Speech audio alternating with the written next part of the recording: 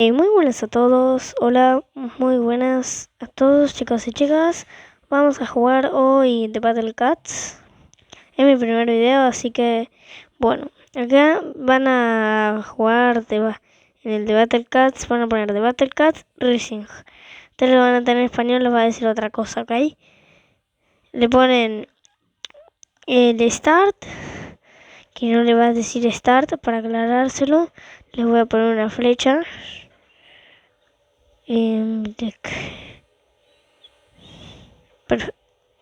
What the...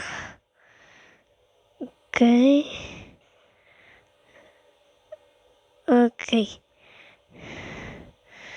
Hagamos como que eso no pasó. Está turbio, ajá. Ok, te voy a señalar de dónde. Es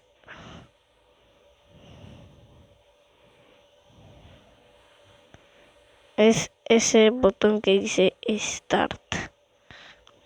Ok. Ese que yo marqué con el círculo, mírenlo. Ok. Ustedes dirán, ¿yo soy famoso? No, es mi primer video. ¿Eso significa ser famoso? No. Le ponen Start. Y ustedes tal vez jugarán, no sé, el primer nivel de Corea.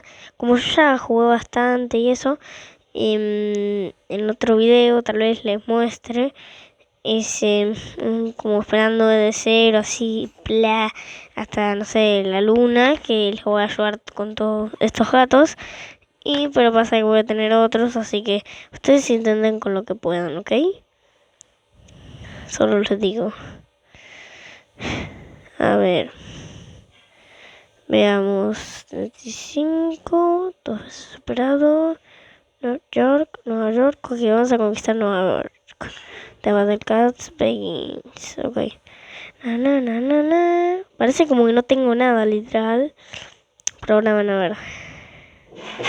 No. O sea, estos son gatos principales, como el juego. Algunos pronto dirán, pero... Eso es nada. ¿Qué decís, loca? Pero no es nada esto. O sea, esa no es mucho. Tal vez ganes la partida, pero eso no es nada. Cuando pasó el capítulo 2 de este mismo lugar, estaba en este gato. Entonces, este gato es la gata